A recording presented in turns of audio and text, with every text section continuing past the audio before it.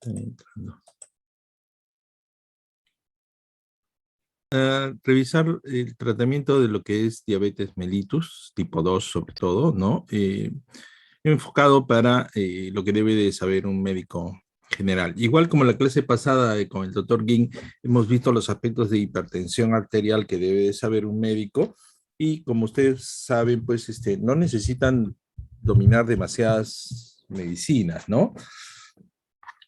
Un IECA, un bloqueador de canales de calcio, saber manejar los diuréticos, ¿no? Los sartán, ibersartán y anlodipino, ¿no? Son los que siempre van a encontrar, ¿no? Y hidroclorotiazida. Por otro lado, en el caso de la diabetes mellitus, también pasa algo similar. Existen muchos productos en el mercado, ¿no? Eh, y casi la gran mayoría los tenemos, ¿ah? Pero también para el manejo del médico general, debemos de optar también, que siempre van a encontrar en cualquier centro de salud, ¿de acuerdo? Entonces, la última guía del MINSA data del año 2000, ¿de acuerdo? Es la guía práctica clínica para el diagnóstico, tratamiento y control de la diabetes tipo 2 en el primer nivel de atención. Pero hemos procurado de todas maneras adicionarle algunas cosas últimas, ¿no? Eh, del año 20 y 21 también, inclusive, ¿no? De la Asociación Americana de Diabetes, que casi mucha la variación, ¿de acuerdo? Entonces, igual, es posible de que los endocrinólogos ya manejen algo más especializado, pero en términos generales, los médicos generales podemos, digamos, seguir manejando las cosas en nuestro centro de salud, ¿no? Y con muy pocos recursos. Recordemos que la clasificación de la diabetes tenemos la de diabetes mellitus de tipo 1, que es la insulino dependiente, ¿no? Que es por la destrucción de las células betas del páncreas, ¿no? Y con lo cual hay una deficiencia absoluta de insulina, ¿no? Y la etiología de la destrucción de estas células generalmente es autoinmune y existen también casos de tipo idiopático. La diabetes de tipo 2, que es el 90-95% de los pacientes, se caracteriza por un defecto relativo de la insulina o que conocemos como aumento de la resistencia, resistencia insulínica, ¿no? Es el tipo más frecuente, ya lo dije, 90-95% de los diabéticos. Suele aparecer de forma soterrada, insidiosa en el transcurso de los años. Es variable también, ¿no? A la edad a la cual se presenta. Tenemos la diabetes de tipo gestacional, que se caracteriza por hiperglicemias que aparecen durante el embarazo, y valores que, ah, pese a ser superiores a los normales, son inferiores a los establecidos para diagnósticos de diabetes, ¿no? Las mujeres con diabetes gestacional corren mayor peligro de sufrir complicaciones durante el embarazo y el parto y de padecer diabetes mellitus tipo 2 en el futuro. Se relaciona con fetos macrosómicos, ¿no? Gran peso. Y existen otros tipos específicos de diabetes, ¿no? Que no lo vamos a tratar, ¿no? Los secundarios, digamos, corticoides, diaxóxido, ¿no? Entre otros. Bien, como les decía, el de tipo 1 es el más raro. El de tipo 2 que es la que es la mayoría, 90-95% de diabetes, forma solapada. La diabetes gestacional, que se asocia a aumento de mortalidad en las mujeres, hacer cuadros de preeclampsia y con fetos macrosómicos, ¿no? Y la última, los otros tipos específicos, ¿no? En relación. En la fisiopatología, un recordar de la diabetes tipo 2 clásicamente se le ha atribuido a la resistencia a la insulina hepática y muscular y la principal responsable de este tipo de diabetes. El aumento de la síntesis hepática de la glucosa, recordemos, bueno, eh, todos los alimentos que comemos se absorben a nivel del intestino y van por la vía porta hacia el hígado, ¿no? El hígado recoge todo esto de acá, degrada todos los carbohidratos a nivel de glucosa, el excedente lo almacena en forma de glucógeno, ¿no?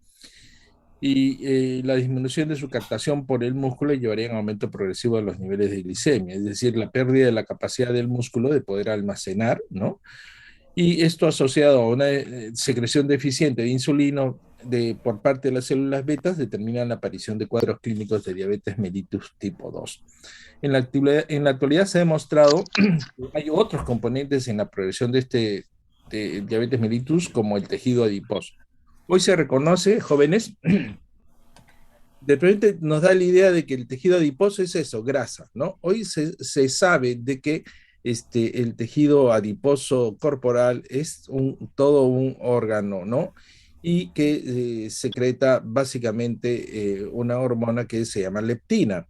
Esta leptina es la hormona de la saciedad, ¿de acuerdo? Además, también el tejido gastrointestinal, las células alfa de los islotes de páncreas, del riñón y el cerebro tienen que ver mucho con estos factores de hiperglicemia. Según la clasificación en estas cuatro entidades, ¿no? Diabetes tipo 1, 2, 3, 4, ¿no? La diabetes tipo 1 es lo que ya hemos, bueno, mencionado, ¿no? Y el tipo 2 es básicamente lo que debe concentrarnos. Esto de acá también está publicado en esta revista de la Asociación Americana de Diabetes. Los criterios diagnósticos, jóvenes, esto sí lo anotan porque esto de acá siempre es preguntas de exámenes, ¿no? Se mantienen los mismos test tanto para el cribado de la diabetes mellitus como para el diagnóstico, ¿no? Y esto consiste, primero, una glicemia basal en ayunas, ¿no? Mayor a 126 miligramos por decilitro. Lo que está abajo podríamos catalogar más de 100, 110, más catalogado como prediabetes. Y la hemoglobina glicosilada, ¿no? Que es mayor a 6,5%. Eh, ¿Alguien sabe lo que es la hemoglobina glicosilada?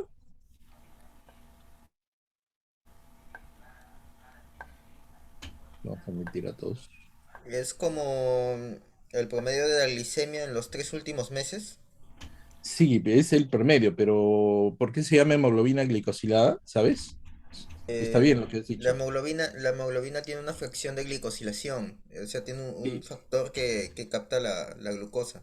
Se fija, se Y, pega. sí, y mientras más fijada esté, Más alto es. Sí. más alto es el promedio en esos últimos Sí, meses. exactamente, es la hemoglobina que se pega a la hemoglobina, ¿no? Y esto traduce básicamente el comportamiento de la glicemia, sobre todo en los últimos 3 meses. Eso es cierto, Mariano, ¿ya? Entonces, la fracción no debe de ser, o la hemoglobina glicosilada, ¿no? Mayor o igual a 6,5, ¿no? Eso ya da un criterio. Ya lo hemos dicho, glicemia basal en ayunas, ¿no? Mayor de 126 miligramos por decilitro. Y lo que antes siempre se llamaba el test de tolerancia oral a la glucosa, ¿no? Que debe ser mayor o igual de 200 miligramos por decilitro. Esta prueba poco de repente se hace, ¿no? Hoy en día, porque al paciente llega y se le hace tomar una solución estándar de glucosa, ¿no? 75 gramos, y se le hace un control de glicemia a las 2 horas, ¿no? Y si es que es mayor o igual de 200 miligramos por decilitro, es positiva la prueba, ¿ya? No existe pues prueba superior a otra y que cada una de ellas no detecta la diabetes mellitus en los mismos individuos. Es decir, que para la evaluación de un no basta con tener una glucosa aislada, jóvenes, ¿no? Ya mayor a 126, sino que hay que, el paciente que va a hacer un cribado, hay que confirmar el diagnóstico con la hemoglobina glicosilada, que nos va a decir cuál ha sido el comportamiento de la glucosa, sobre todo en los últimos 3 meses, y someterlo al test de tolerancia de la glucosa. Con esto de acá sí podríamos tener una idea clara de que si el paciente es o no diabético, ¿ya? Todas ellas deben ser repetidas en 2 ocasiones, salvo cuando existan signos inequívocos de diabetes mellitus, en cuyo caso la glicemia al azar mayor o igual de 200 miligramos por decilitros es suficiente, ¿de acuerdo? Eh, la hemoglobina glicosilada, este método hay que tenerlo en los laboratorios certificados, ¿no? Y estandarizados, ¿de acuerdo? Bien. Las categorías que incrementan la diabetes mellitus tipo 2 prediabetes, ¿no? También las situaciones metabólicas que incrementan el riesgo, básicamente no ha sufrido variación desde la última clasificación, ¿de acuerdo? Hay que, igual la glicemia basal entre 100 y 125, ¿no? Glicemia basal alterada. La sobrecarga a la glucosa, el test de sobrecarga a la glucosa entre 140 a 199, recordemos que el diagnóstico es mayor o igual a 200, ¿no? Y una hemoglobina glicosilada entre 5,7 y 6,4, ¿de acuerdo? Esto lo anotan, jóvenes, para los rangos de prediabetes, prediabetes.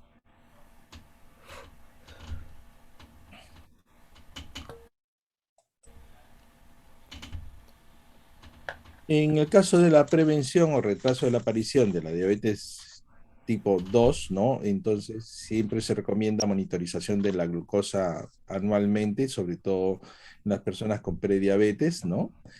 Y se debe proponer a los pacientes con prediabetes un programa de intervención sobre los estilos de vida, ¿no?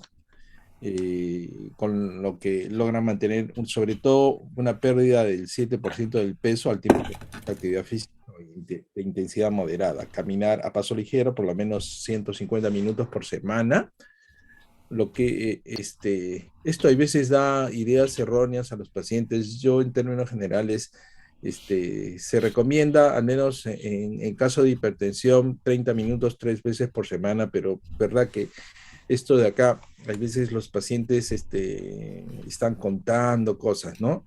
Yo lo que les digo generalmente es que procuren hacer 30 minutos de caminata diaria.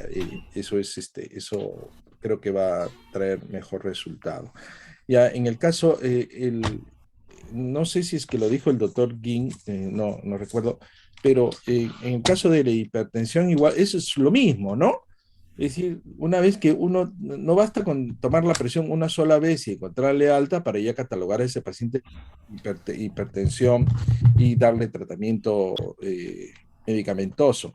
El primer paso para el tratamiento de un paciente con hipertensión, hay que ver si es que esta hipertensión se asocia a otros tipos de comorbilidades.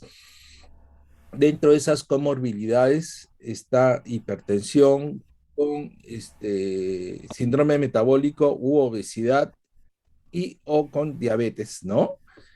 Con o sin diabetes, ¿de acuerdo? Entonces, si tenemos un paciente obeso con sobrepeso, hipertenso y diabético, ese pacientito no simplemente hay que ver que, ¿cómo se llama su hipertensión o su diabetes en forma aislada, sino que el primer paso consiste en cambios de estilo de vida. Y dentro de eso, una pérdida del 7% del peso es el primer paso, ¿no? ¿De acuerdo? Esto ha demostrado tener mayores beneficios. También dentro de este mismo rango, ¿no? En cuanto a la nutrición, ¿no? Ha actualizado esta recomendación añadiendo más información, ¿no? Y en el cual la terapia con metformina para la prevención de la diabetes mellitus es una alternativa en los pacientes con prediabetes, especialmente para aquellos con índice de masa corporal mayor o igual a 35 kilos metro cuadrado o con edad inferior a los 60 años o en mujeres con antecedentes de diabetes gestacional. La metformina, jóvenes, es uno de los medicamentos más importantes que se usan en salud pública, ¿ya? Al igual que en el tratamiento se advierte que la metformina puede asociarse también con deficiencia de vitamina B12, por lo que se debe monitorizar especialmente si existe anemia o signos de neuropatía. en términos generales, el uso de metformina se asocia a algunos problemas y dentro de ellos vitamina B12, ¿de acuerdo? Eh, ¿Qué es lo nuevo para todo esto de acá, no? Eh, Noten este índice de masa corporal mayor de 35 kilos metro cuadrado. ¿Por qué? Porque los pacientes que tienen, generalmente se indicaba cirugía bariátrica en los pacientes que tienen índice de masa corporal mayor de 40, tradicionalmente, o que tengan índice de masa corporal mayor de 35 con algún tipo de comorbilidad, llámese sobrepeso, obesidad, ¿no? Hipertensión, diabetes, síndrome de apnea del sueño. ¿De acuerdo? Entonces, en ese tipo de pacientes. Este, pero en ese interín en el cual bien podríamos de frente someter a ese paciente con índice de masa corporal a una cirugía, cosa que sería bastante agresiva, lo podemos hacer, si es que hacemos una buena historia clínica, pero hay que combinar a ese paciente con sobrepeso y obesidad, con hipertensión y diabetes, primero intentar esa pérdida del 7% que no es imposible. Hoy en día, muchos jóvenes, sobre todo con este rango de índice de masa corporal mayor de 35, quieren someterse a cirugía, ¿no? Yo creo que primero hay que intentar de que transforme sus estilos de vida sedentarios, hacer más actividad, disminuir la ingesta de calorías y sal, ¿no? Y para ayudarlos, podríamos ayudarlos con metformina. No porque necesariamente sean diabéticos, sino que se ha demostrado que también sirve para tratamiento coayudante en la reducción de peso. ¿De acuerdo? El índice de masa corporal, ya saben, cogen el peso en kilogramos y lo dividen entre la talla en metros al cuadrado. ¿Ya? Eso lo tienen acá en una tabla, ¿no? En una tablita. Aquí pueden sacar ustedes más o menos en dónde están, ¿no? No le preguntamos a las chicas, porque las chicas serían muy, Mariano, interveniste, ¿no es cierto? Mariano, ¿estás?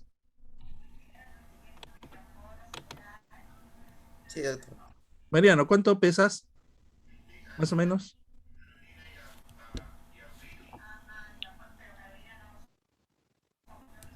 62 más o menos.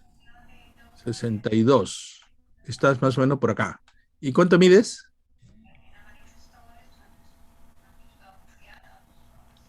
Metro 69. No, Un metro metro setenta. 59. 59. Acá. 60. O sea, estás acá más o menos. ¿De acuerdo? ¿Ya? ¿De acuerdo? Aquí más o menos en este rango. Muy bien. Es veintitanto y tanto, es más o menos normal. ¿Ya? Bien, muy bien. Esta es la clasificación de la OMS, ¿de acuerdo? Normal entre un índice de masa corporal de 18.5 a 24.9, casi 25. Si la persona tiene entre 25 y 29, ya está con sobrepeso. Arriba de 30, 34, que es el rango de lo que está diciendo allí, ya es obesidad tipo 1, ¿de acuerdo? Obesidad tipo 1. Es ahí donde se refiere la tabla anterior que decíamos. Obesidad con hiperglicemia, y ya este es un paciente al cual debemos indicar un cambio de estilo de vida.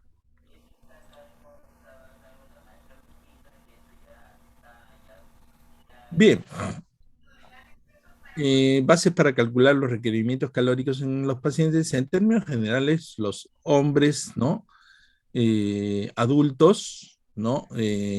Consumen entre 20 y 30 calorías por kilogramo de peso. Si tienen actividad sedentaria, 20; si es que tienen alguna actividad física regular, importante, obreros, etcétera, etcétera, 30, ¿no? De repente, la mayoría de ustedes están aquí en este rubro, ¿no? Aquí, más o menos, hombre o mujer, deben de consumir más o menos un promedio de unos 25 kilocalorías por kilogramo de peso corporal. ¿Cuál es la dieta que debe seguir un diabético? Básicamente limitar alimentos con alto contenido de azúcar, ¿de acuerdo? Hay que sacar el azúcar y las harinas refinadas, comer porciones pequeñas a lo largo del día, ¿no? Es decir, se da colaciones pequeñas, pero evitando los azúcares. Y hay que prestar atención cuándo y cuánta cantidad de carbohidratos consume. No debe ser más del 50% de calorías. Consumir una gran variedad de alimentos integrales, frutas y vegetales. Tener cuidado con esto de frutas también, porque la fructosa tiene el mismo comportamiento que la sacarosa, casi en términos generales hay que tener cuidado con las frutas que se consumen. Evitar mangos, chirimoyas y uvas, ¿de acuerdo? Y buena cantidad de ingesta de vegetales. Comer menos grasas, limitar el consumo de alcohol y usar menos sal, ¿de acuerdo? Esto, como es de primer nivel de atención, jóvenes lo toman, lo apuntan, también vienen en las preguntas, ¿por qué no? ¿No? Y bueno, esto en relación a la diabetes, porque el resto ya también lo han visto, han hecho endocrinología, han visto en medicina, diabetes, esto es simplemente para introducir en el tratamiento. ¿Qué es lo que tenemos en relación al tratamiento? Nunca hay más. Primero tenemos metformina. Vamos a silenciar acá. Bien, la metformina, jóvenes, ¿no? Es un antidiabético de aplicación oral de tipo biguanida, ¿no? Generalmente se utiliza en el tratamiento de diabetes tipo 2 y muy en particular con pacientes con sobrepeso. Y también en niños y personas que presentan función renal normal. Eso es importante para el uso de metformina. Se puede indicar por sí sola como ayudante del ejercicio físico y la dieta en pacientes cuya hiperglicemia no puede ser controlada solo con la modificación en los estilos de vida, ya dieta, ¿no? Y a diferencia de muchos otros antidiabéticos por sí sola, una cualidad bien importante de la metformina es que no produce hipoglicemia. Es bien seguro su uso, no produce hipoglicemia. Reduce también los niveles de LDL y triglicéridos circulantes en la sangre y puede ayudar a perder peso. Entonces, generalmente ustedes de repente tienen a un familiar cercano, papá, mamá, etcétera, ¿no? Boom, control ¿cómo se llama? De colesterol y glicemia, ¿no? De repente tienen un cuadro de prediabetes, ¿no? De repente tienen niveles de LDL y triglicéridos circulantes en la sangre y por supuesto que lo primero que tienen que pedir a ese paciente es bajar de peso, bajar de peso. Eh, en el año 2009 la metformina era uno de los 2 antiglicemiantes orales que pertenecen a la lista de modelo de medicamentos esenciales por la Organización Mundial de la Salud, ¿no?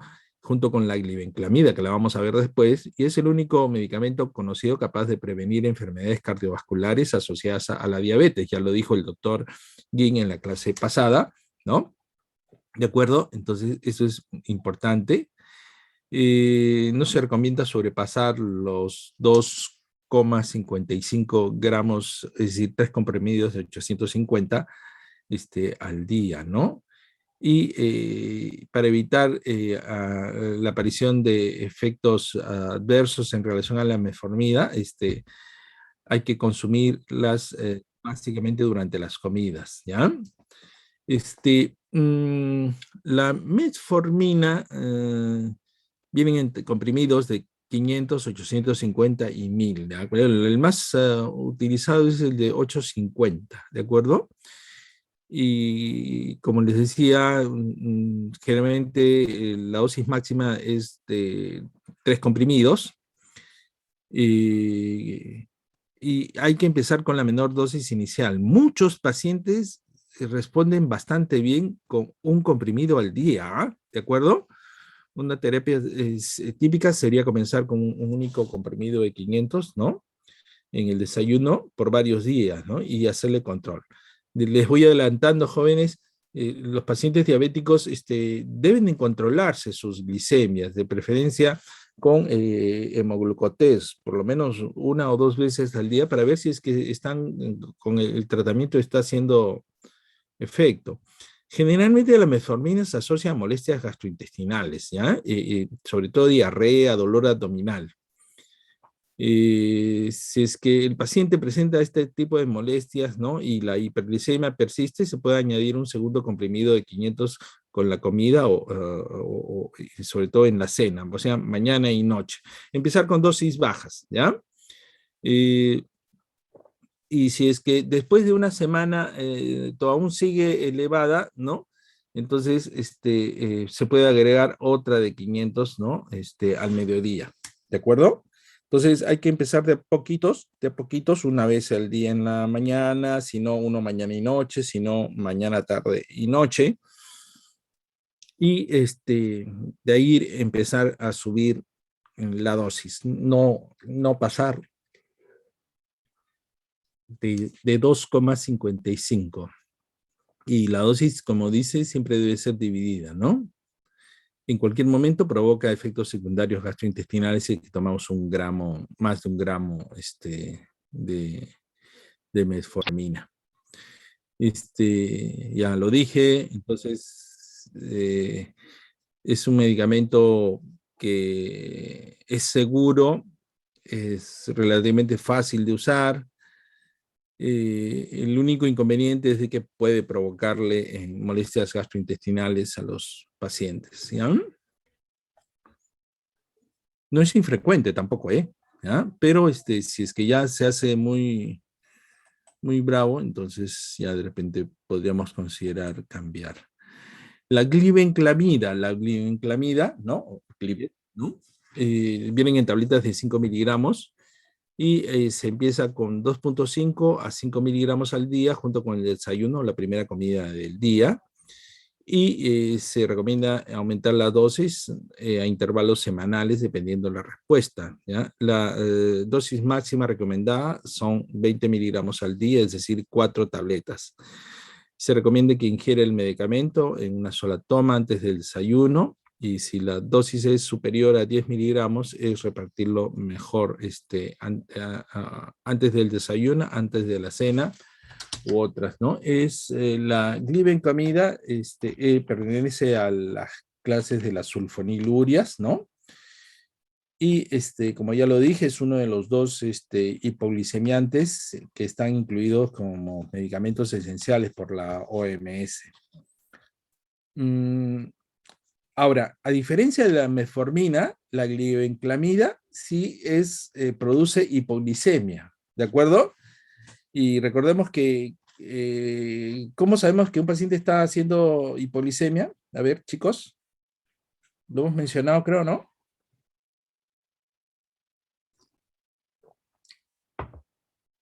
Chicos, ¿están ahí?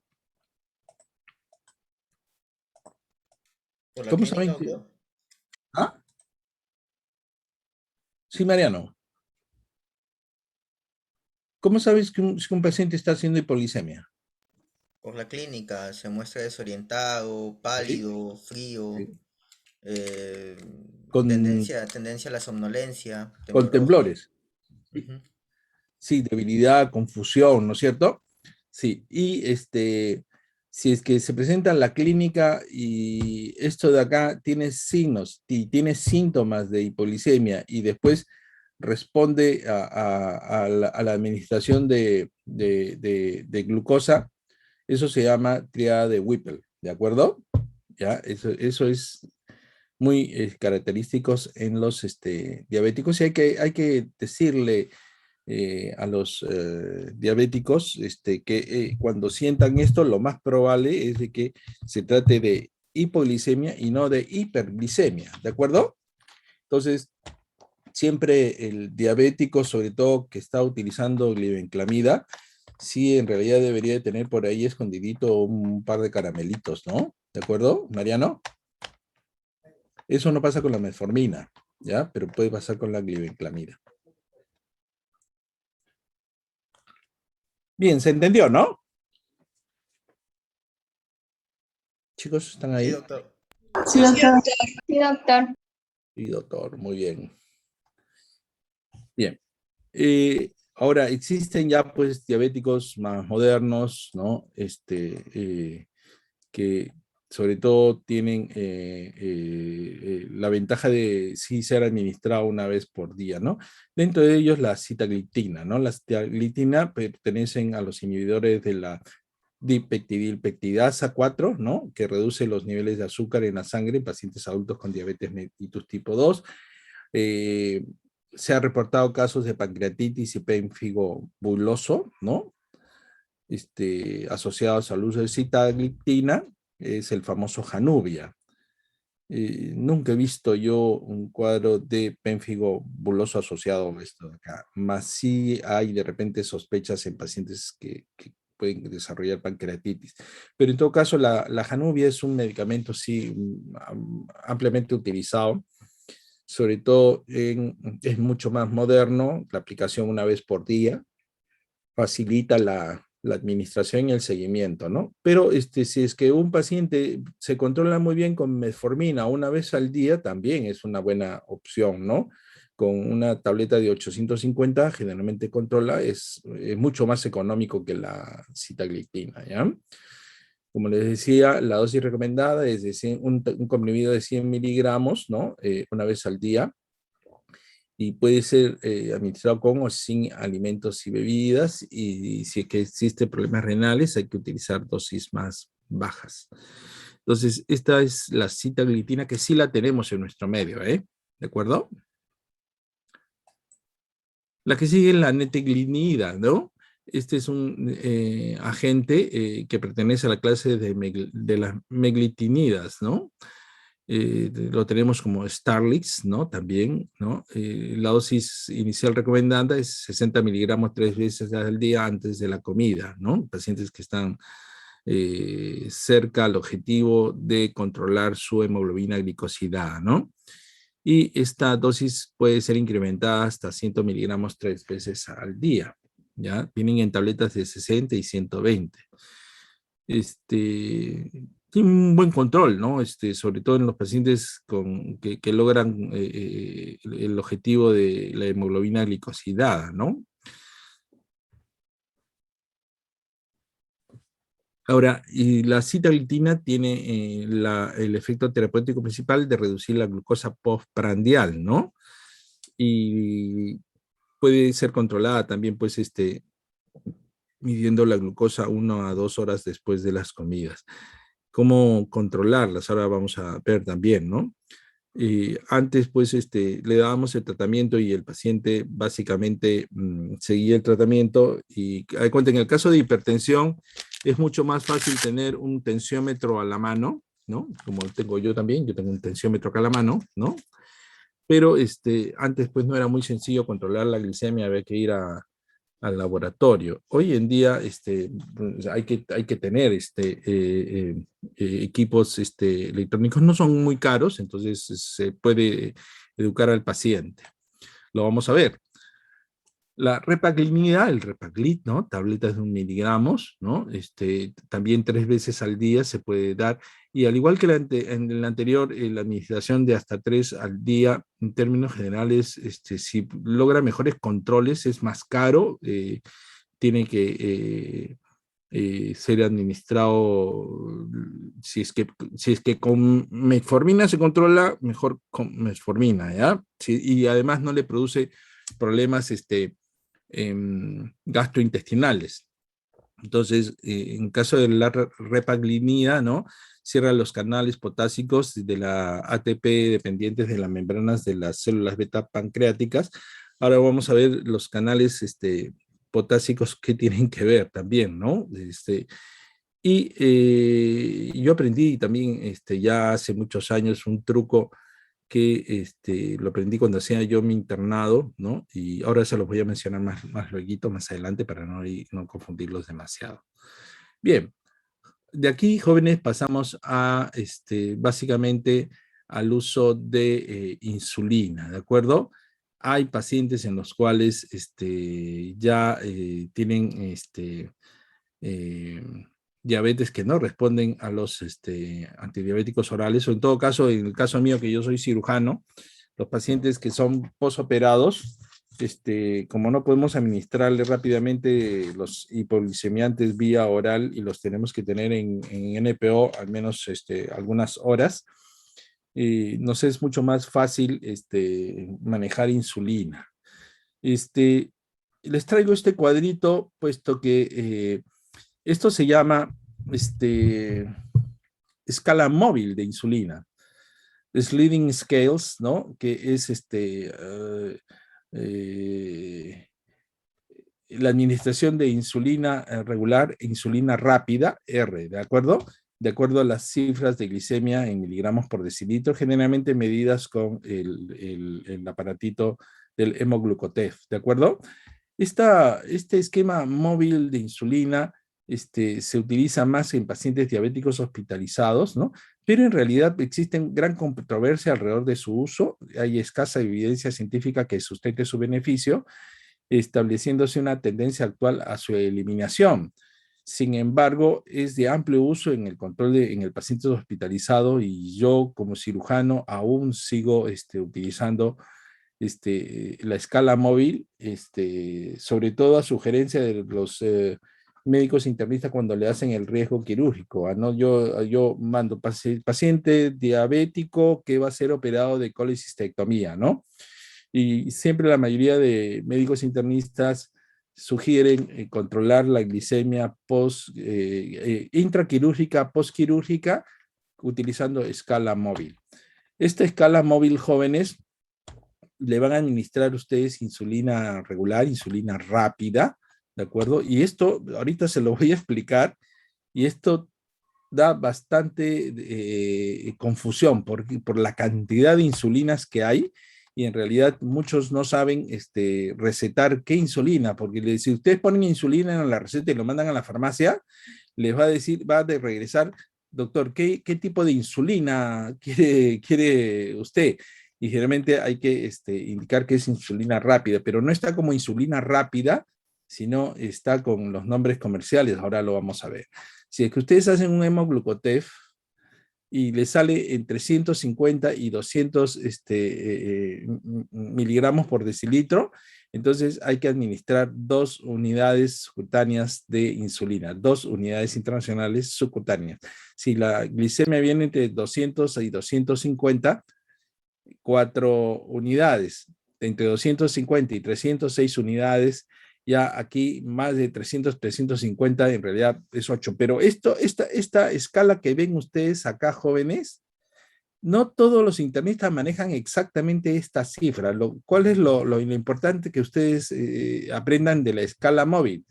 De que lo normal de glicemia, podríamos decir en un paciente diabético, que es diabético, si es que tiene 120, 130 de glicemia, ¿le administran insulina?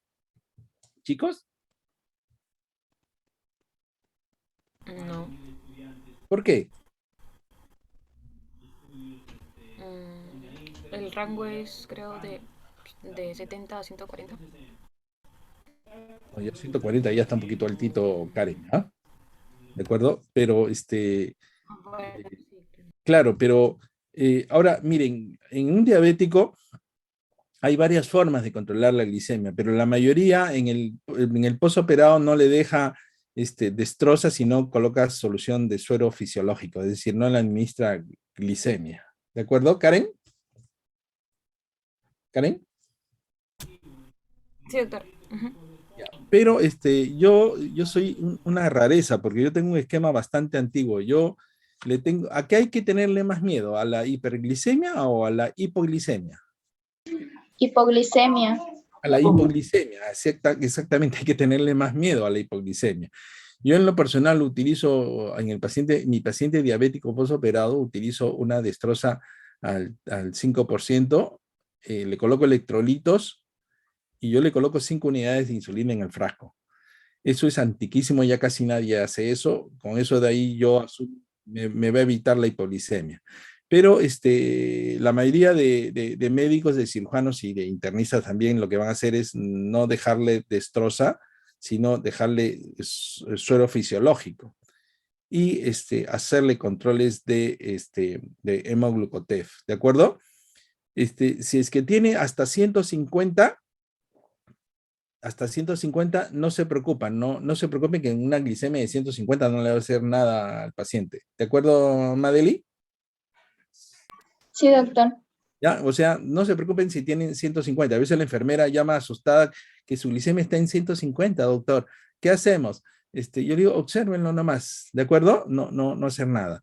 Si es que tiene más de 150 y menos de 200, entonces dice, colócale 2 unidades subcutáneas de insulina. Pero como les digo, estas cifras no son así en todas partes, porque existe otras escalas, ¿no? En el cual, miren, ve, entre 80 y 120 no le colocan nada. En algunos, si es que tiene entre 121 y 150, le utilizan 3 unidades. Y miren, ve, acá hay que esa diferencia, acá no le va a colocar. Si es que está entre 151 y 200, que sería acá le deja 2 unidades y acá le está utilizando 5 unidades. Miren la diferencia, ¿eh? Y así como esto, hay otros que cambian bastante ¿cómo se llama? La indicación. Hay otros que utilizan acá 2 unidades, entre 200 y 250, 3 unidades, entre 250 y 300, 4 unidades, y así van a encontrar diversos escala móvil. ¿Quién tiene la razón? En realidad, no es una cosa como dice que no tenga mucha evidencia científica. El hecho es de que a medida que tiene más glicemia, hay que colocarle un poco de insulina rápida. No sé si es que me entienden esta explicación que les estoy dando, porque siempre van a encontrar diferentes cifras, ¿ah? ¿De acuerdo, chicos? ¿Me entienden? Lorena, ¿me entendiste?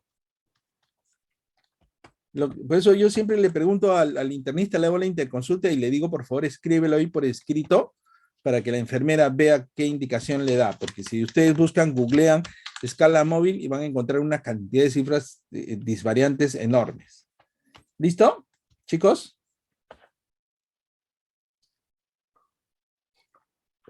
Tampoco le voy a preguntar las cifras en el examen, puesto que fácilmente me sacan ustedes otra bibliografía y en la cual se puede contradecir.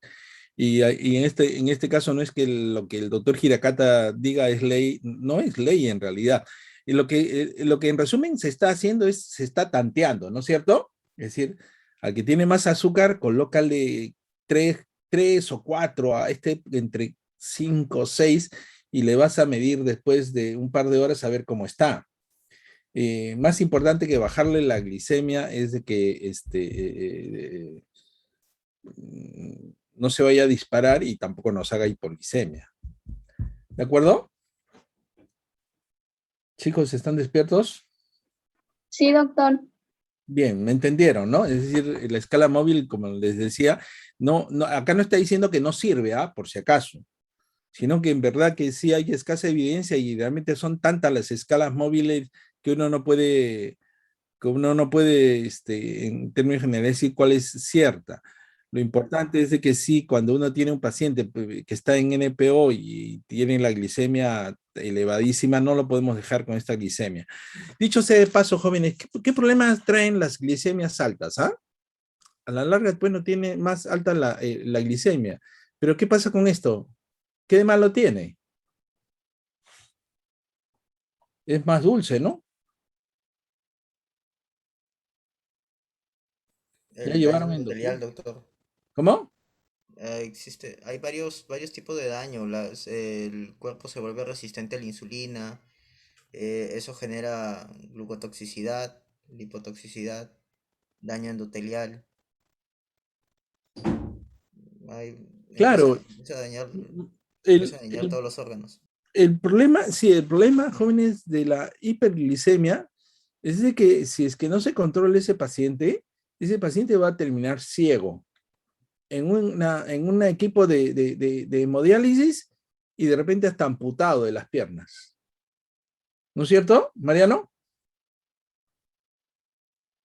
Entonces, Sí, cualquier doctor. intento, el costo que lleva a un paciente de cuenta asegurado es muy elevado para el seguro social. Entonces, los pacientes diabéticos mal controlados, esos pacientes van a terminar ciegos. van a terminar en un equipo de hemodiálisis, ¿no? Y de repente amputados, y después hay que ponerle silla de ruedas, etcétera, etcétera, etcétera, ¿de acuerdo? Entonces siempre hay que combinar a los pacientes, ¿no?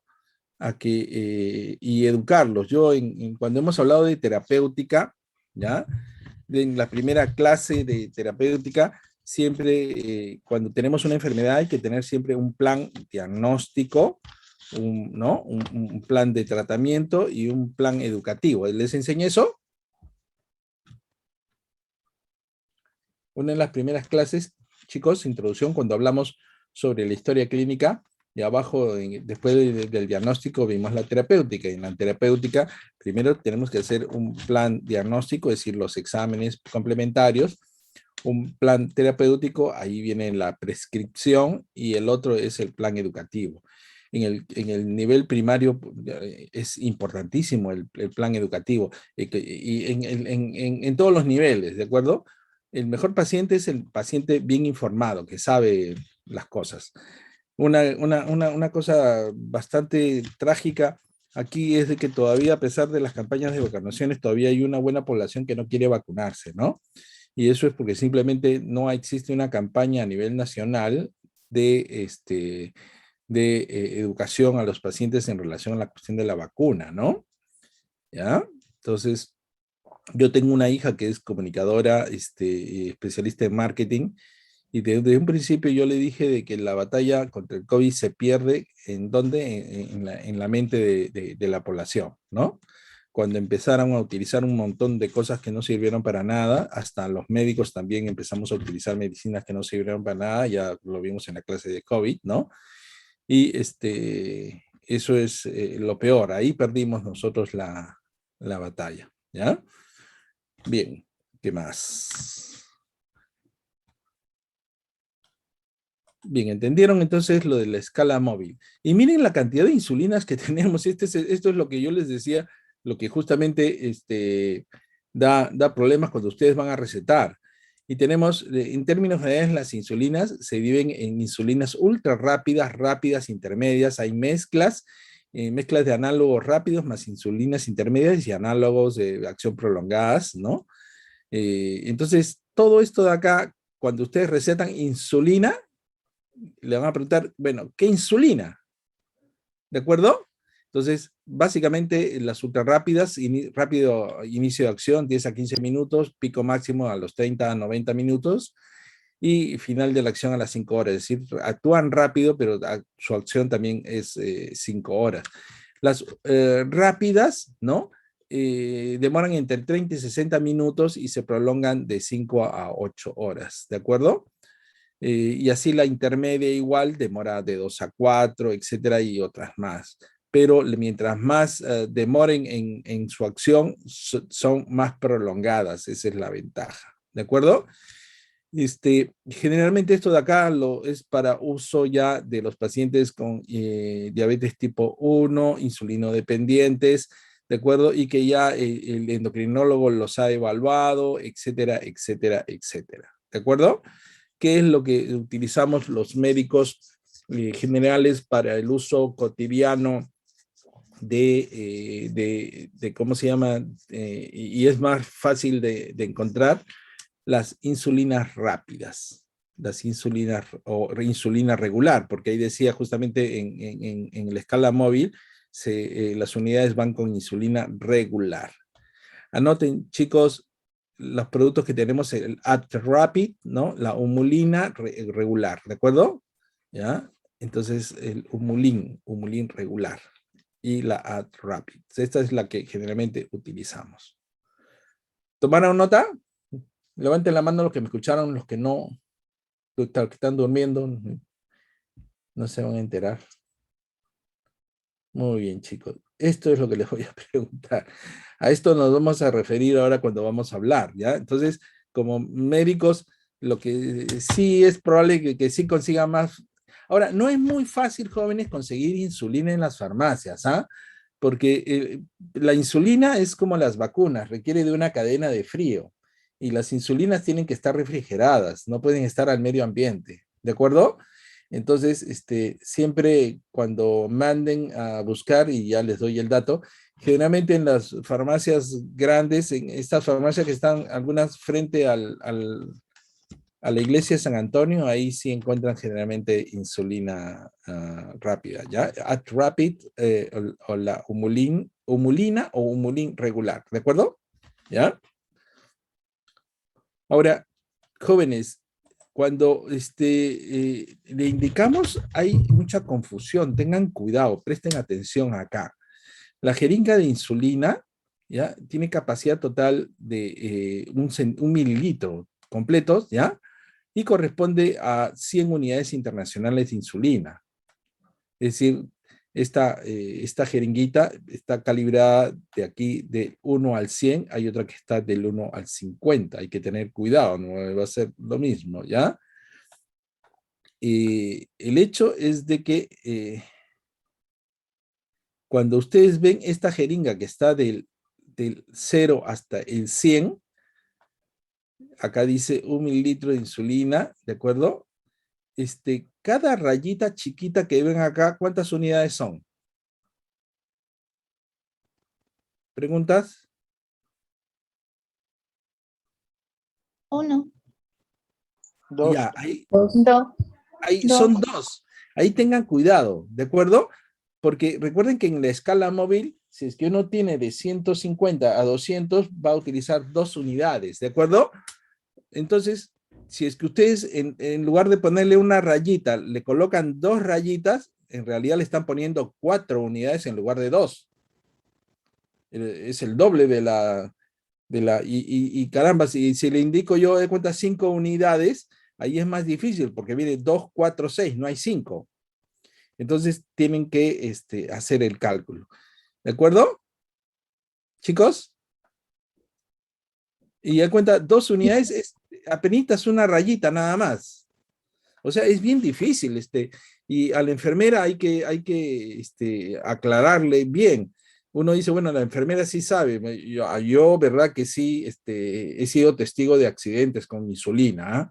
¿Por qué? Porque si en lugar de aplicarle 4 unidades, le aplicas 8, ¿qué va a pasar con el paciente? Se descompensa. Un evento hipoglicémico. Le da hipoglicemia, pues, ¿no? ¿Me entendieron? Ujú, sí, doctor. Entonces, chicos, siempre revisen la jeringuita que se está utilizando, ¿ah? ¿De acuerdo? Y ustedes vean rápidamente. Ya saben, la más común es esta que está calibrada hasta 100. Ya cuando saben que está calibrada hasta 100 es porque cada rayita es 2. Y si yo le indico 3, es bien difícil calcular 3 acá, ¿no? Porque es una rayita más la mitad del otro. ¿De acuerdo, Karen? Sí, doctor.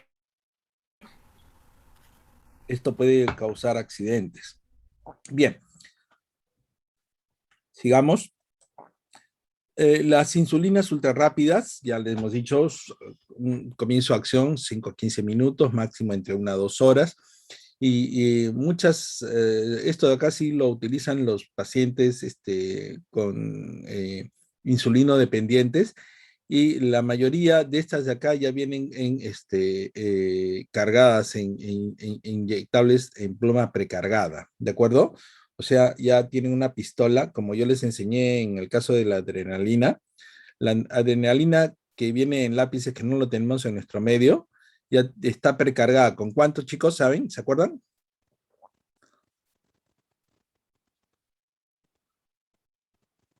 0,3, ¿ya? 0,3. Esta de acá también está ya precargada y tiene un dispositivo que les dice cuánto aplicar. Es como un lápiz que tiene un rollito arriba que dice 1, 2, 3, 4, 5, ¿no? Etcétera. Entonces rápidamente tiene. Igual el Novo Rapid, la Pidra y el Humalog, ¿de acuerdo? Todos vienen en plumas desechables precargadas, ¿de acuerdo? Bien, estas son las ultra rápidas. Generalmente no la van a usar. Y aquí es lo que les decía, esto sí lo escriben, hagan una captura de pantalla, se lo aprenden de memoria porque esto es lo que sí vamos a utilizar más nosotros en la práctica de emergencia. ¿Ya? Comienzo de acción de 30 a 60 minutos, pico máximo entre 2 a 4 horas, duración entre 5 a 7 horas. Todas las insulinas rápidas son líquidos claros. ¿Por qué? Porque las otras más son turbios, ¿de acuerdo? Las intermedias, se cuenta, son líquidos turbios, pero cuando ustedes vean, insulinas rápidas son líquidos claros. Por eso hay veces, y me ha pasado a mí, yo no soy especialista endocrinólogo, pero sí cuando uno indica y la enfermera le consulta a usted, doctor, ¿y este de acá? No, aguanta, este de acá no es la que yo he pedido, ¿me entienden, no?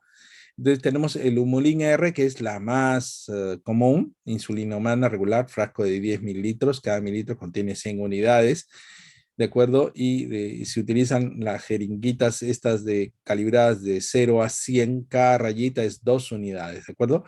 El Novolin R, ¿no? Insulina humana regular, frasco de 10 mililitros, que también 100 unidades, y el Insuman R de Sanofi, el frasco también de 10 mililitros, que contiene 100 unidades cada mililitro. ¿De acuerdo? ¿Tomaron nota? Sí, doctor. Este es el que sí van a utilizar probablemente en algún momento cuando estén ustedes en emergencias, ya, lo que utilizamos en las emergencias es estos productos de acá. Después tenemos las insulinas intermedias o insulinas NPH, ¿de acuerdo? Ese es el nombre. La otra es las insulinas Rs. ¿Ven? ¿Ven acá? ¿Jóvenes? ¿Ya? Son las insulinas Rs. Entonces, ustedes a veces pueden escribir insulina R, ¿de acuerdo? Ya con esa de ahí, cualquiera de estos productos R le va a encontrar. Ustedes le dicen, compre insulina R, rápida. El nombre, la que tenga, Humulin, Novolin, Insuman, etcétera, R. ¿Ya? Es la única que tiene R. Pero miren acá, acá no tiene ningún sufijo que le siga, ¿de acuerdo? Acá tienen R y acá las intermedias tienen N, que es igualito casi, Humulin, Novolin y el Insuman N. No se confundan, ¿de acuerdo? Comienza su acción entre 1 a 2 horas, pico máximo entre 5 a 7 horas, duración hasta 24 horas. Acá está mal, las intermedias son líquidos turbios, ¿ya? ¿Qué cosa tenemos? Insulina NPH, por eso también se le puede escribir como NPH, ¿ya? Igualito tienen las mismas 10 mililitros, 100 unidades. Después las insulinas prolongadas. Estas comienzan de 1 a 2 horas y su duración hasta 24 horas, ¿no? La solución es transparente, incolora y acuosa. Tenemos dos productos en nuestro medio también, el Levemir y el Lantus. ¿Ya? El Levemir es la insulina de Temir, ese es el nombre que tiene. Y se obtiene el Saccharomyces cerevisiae por tecnología de ADN recombinante, con muchas vacunas también, ¿no? ¿De acuerdo? Y acá sí, miren, tienen muchas presentaciones, ¿de acuerdo? Algunos en frascos y otros en inyectables de pluma precargada, ¿de acuerdo? Y el famoso Lantus, que es la insulina glargina, ¿no? Que esta sí es más conocida. Ambas son conocidas, ¿ya?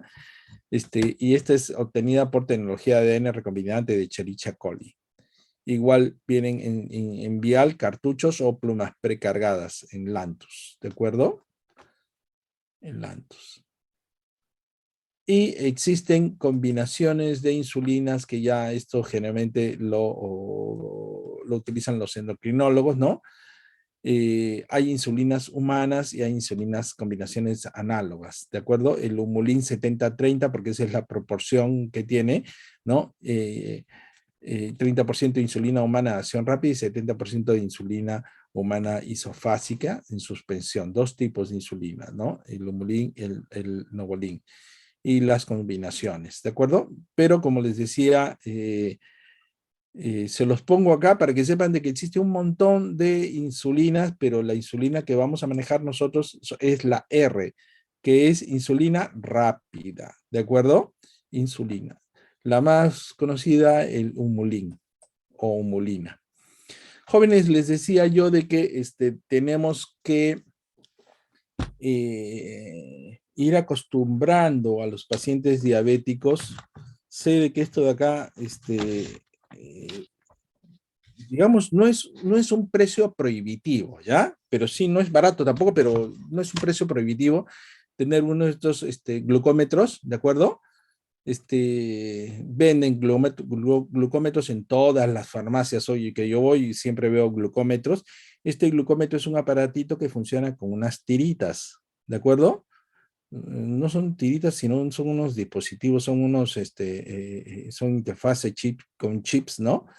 Y vienen ahí en los frasquitos, ¿de acuerdo? Su suelito para limpiar. Y pueden tener lancetas o pueden tener pistolas también. ¿Para qué? ¿Qué es lo que se hace con este aparatito? Este es el aparatito. Se coloca este dispositivo en la parte alta acá. ¿De acuerdo? Y después con el otro aparatito, con esta pistolita o con esta lanceta, cualquiera de las dos, uno hace un pinchazo en el pulpejo del dedo. Puede ser en el antebrazo también, pero generalmente se utiliza el pulpejo del dedo, ¿ya? Y se descarta la primera gotita con un algodoncito y se toma la segunda gotita. Esa segunda gotita entra en esta ranurita. ¿De acuerdo? Esperan unos segundos y rápidamente marcan la glicemia. ¿Se entiende? Sí, doctor. doctor.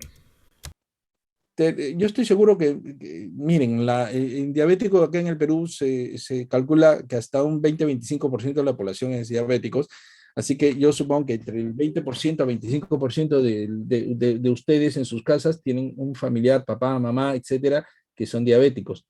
La pregunta es si es que tienen o no este dispositivo, ¿no? No es muy caro, como le digo, ¿no? Pero hay que saberlo utilizar. Y un diabético debería de aprender a controlar en forma regular su glicemia, sobre todo al inicio del tratamiento, por lo menos 2 veces al día, para ver si es que porque en el tratamiento de metformina, uno empieza con ¿cuánto? Con 3 tabletas. ¿Con cuánto empieza? ¿Con metformina, chicos?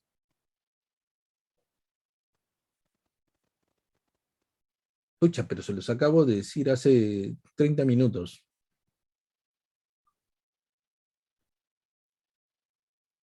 Chicos, con una tabletita de 500 se De empieza. 500. Sí, ¿ya? Entonces, y le toman 2 horas después y debe de estar más o menos normal. El rango normal de aceptable es que esté eh, por debajo de 110, ¿de acuerdo? 110, 120. Si es que tiene 120, tampoco es una cuestión de qué preocuparse, ¿no? Podemos estar con prediabetes, etcétera. Y le tomamos en la noche otra vez. Si es que lo tiene alto, entonces uno dice, está controlando alto. No le aumenten todavía la dosis, pero sí le controlan una semana al paciente. Si es que ven que durante una semana el primer control de la mañana es normal y ya empieza a elevarse arriba de 140, 150 la glicemia en las noches, entonces ese paciente necesita otra tabletita en la noche. ¿Me están entendiendo? Sí, doctor. Doctor, una pregunta. ¿Y si ya está con una dosis de 1000 ¿Con dosis de cuánto? y no controla? O sea, Ah, a lo ya, esperado, claro, ¿no? Al margen esperado pero que usted recuerden que indica. la metformina, pues, 1000 diarios todavía no está ¿cómo se llama? En lo que tú deseas. La dosis máxima es de 2,55, es decir, 3 tabletas de 850, Mariela, ¿de acuerdo? Pero Ya. lo primero antes de empezar el tratamiento hipoglicemiante, y esto es pregunta de examen, y eso también es con los pacientes hipertensos. ¿Cuál es el primer paso, Mariela? Cuando estés en tu postita y venga una persona que no sabe que es diabética y tú le has hecho un control y que resulta de que está con la glicemia entre 120, más o menos entre 120 y 140. ¿Qué es lo primero que le vas a hacer? Una buena historia clínica. ¿Mariela?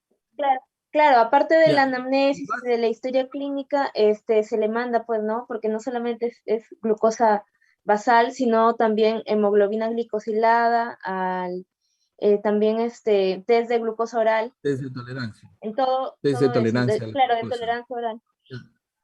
Además, Entonces vas a ver si es que... yo le preguntaba, doctor, porque yo he visto la presentación de metformina en XR, que Ya, esta contiene 1000. Entonces, ya. sí hay, pues, ¿no? Y yo le comento porque a un familiar le cambiaron, porque no estaba controlando bien con la dosis de 500 y le cambió el endocrino, le cambió Ya, a claro. dosis de Pero lo 500. primero Entonces, que hay que hacer, Mariela, es si es que esa diabetes está asociada a sobrepeso u obesidad. Y además sí, de eso, si es que está cursando con también, hipertensión. claro, no ¿Ya? cursa con hipertensión, pero sí tiene tratamiento por hipolipemiante, ¿no? Por atorvastatina, por Ujú. ejemplo, es lo único que le Mira, habían ¿ves? recomendado en ¿Ya? dieta, claro. Claro. Entonces, si tú le das las medicinas y el paciente tiene sobrepeso o obesidad, lo principal no es aumentarle la dosis de los hipoglicemiantes, sino asegurarte de que pierda por lo menos el 7% del peso, Mariela. ¿De acuerdo? Ya, doctor. Eso es importantísimo, ¿de acuerdo? Es importantísimo, porque con eso de allí va a mejorar el control de la diabetes, va a bajar los niveles de LDL, ¿no? Y va a lograr un mejor control. Por eso el primer paso no es desesperarse. Igual en hipertensión, ustedes han visto en el cuadro del doctor Ging, no les dice que empiecen de frente el tratamiento antihipertensivo, salvo que la presión esté pues, de arriba pues, ¿cómo se llama? De 120 con 200, ese paciente hay que bajarle la presión, ¿no es cierto? Pero si es que hay que ver si la presión es puramente la hipertensión es sistólica o si es diastólica, ¿no? Y ver cada caso. Igualito sucede con la diabetes. Primero, de que ese paciente que te llegó, Mariela, no es diabético desde el día que te fue a tu consulta o desde el día anterior. Es probable que ya tenga tiempo y este paciente no se haya dado cuenta, ¿no es cierto? Entonces, lo primerito, una buena historia. ¿De acuerdo? Claro, Catalogarlo adecuadamente y primero a decirle de que tiene que cambiar los estilos de vida, bajar de peso, y ahí viene la cuestión de las dietas. El problema es de que los pacientes tienen una idea equivocada y no hacen la dieta. sí, en relación a lo de la dieta, ¿de Ajá. acuerdo? Y qué es lo que pasa con nosotros acá en el Perú. Comemos cosas que no nos damos cuenta, que son, hay que explicarle, no, yo no tomo azúcar, y es lo único que, azúcar, nada más, pero se come 3 panes en el desayuno, pues, ¿no? ¿Ya? Y come arroz o fideos también en el almuerzo, ¿me entiendes, no? No, pero es que Sí, eso no es azúcar, dice, pues, ¿no? Y ahí está el carbohidratos. problema, Etiqueta Mariela. alta en carbohidratos. Exacto. Entonces, ahí es todo un problema, ¿de acuerdo? Entonces, es ahí donde requiere de un consejo nutricional y es allí donde básicamente yo les simplifico bastante digamos, las indicaciones. Dejar de lado el pan y reemplazarlo por tostadas, pero no tostaditas hechas con pan, compramos pan blanco y lo ponemos un ratito para que se ponga medio marroncito. No, eso no vale, porque en el centro todavía sigue siendo pan blando, ¿de acuerdo? Tienen que ser esas tostadas que vienen de Bimbo, que en realidad ya son galletas, ¿no? Y gran parte de esa es harina quemada, ¿no es cierto, Mariela? ¿De Sí, acuerdo? doctor. Entonces, es esa la tostada, no es la tostada que nosotros lo hacemos ahí en la sartencita, no. Hacemos un sanguchito mixto de jamón con queso y el pan blanquito lo calentamos un poquito para que quede marroncito por un lado, pero sigue igual siendo harina, ¿no? Eso no vale. Tiene que ser tostadas, ¿ya? Entonces, después, básicamente, las frutas hay que tener cuidado, ya les dije, tampoco hay que comer frutas, pero tampoco el exceso de fruta porque también tiene fructosa. Este, por otro lado, ya en el almuerzo, básicamente el almuerzo debe de consistir en verduras, ¿no? sancochadas y proteínas. Aquí sí el paciente tiene que consumir buena cantidad de proteínas. Ya se les dijo también el doctor Kevin Soraluz, ya prácticamente hay que erradicar el consumo de leche en los adultos, ¿tá? Trae muchos más problemas que beneficios. Las proteínas que hay que consumir deben de estar basados en carne, pollo, pescado, ¿de acuerdo? Carne, pollo, pescado, más carnes blancas es más saludable que las carnes rojas. Y verduras y ensaladas, ¿de acuerdo? ¿Sí? Bien, entonces hasta ahí estamos bien. Y esto es lo que les decía, hipercalemia e insulina, ¿no? La insulina, ¿cuál es el tratamiento de una hipercalemia? Recuerden de que una hipercalemia produce cuadros de arritmias y paro, ¿no? Entonces, a veces si queremos nosotros bajar la hipercalemia, una forma rápida, ¿te acuerdan de la primera clase que les dije yo acerca del líquido intersticial, intracelular y el extracelular? En la célula, en el interior está buena cantidad de potasio y en el exterior buena cantidad de sodio. Una forma de bajar el potasio en la sangre es mandar el potasio dentro de la célula. ¿Y cómo se obtiene eso de ahí? Se obtiene administrando insulina con glucosa. ¿Por qué? Porque el potasio le sigue a la glucosa.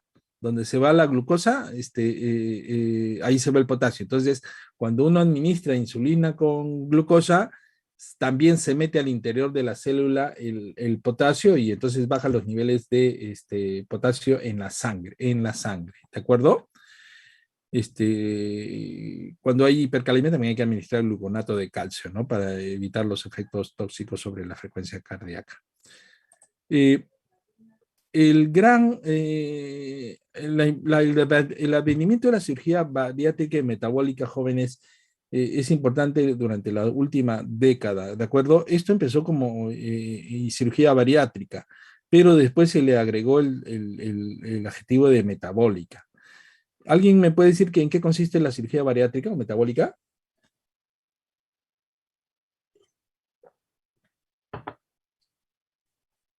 ¿Tienen idea?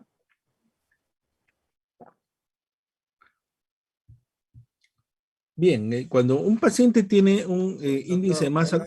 ¿No era eliminar la curvatura mayor del estómago? Sí, pero en términos... Eso es como técnica, Mariano, pero en términos generales, la cirugía bariátrica o metabólica está indicada claramente por la OMS como en aquellos pacientes que tienen índice de masa corporal mayor de 40, ¿ya? O índice de masa corporal mayor de 35 con comorbilidades, como cuál: hipertensión, diabetes, síndrome de apnea del sueño, ¿de acuerdo? Entonces, y además tiene historia de obesidad de larga data con varios intentos de querer bajar de peso y reganancias de peso.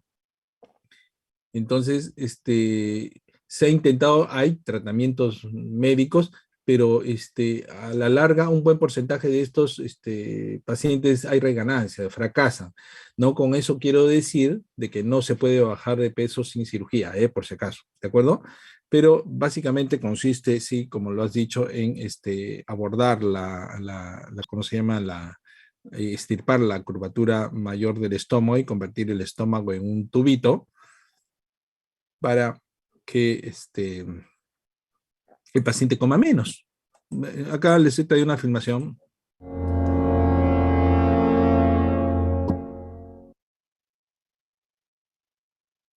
Vamos a ver qué cosas se hacen. Mujer, 34 años, obesa mórbida, 41.3 kilogramos por metro cuadrado, hipertensa y dislipidemia, ¿no? Ahí se colocan los trócares.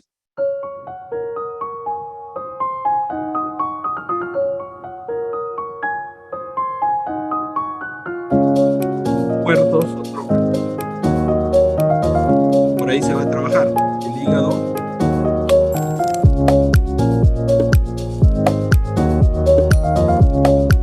El fondo del estómago está ahí.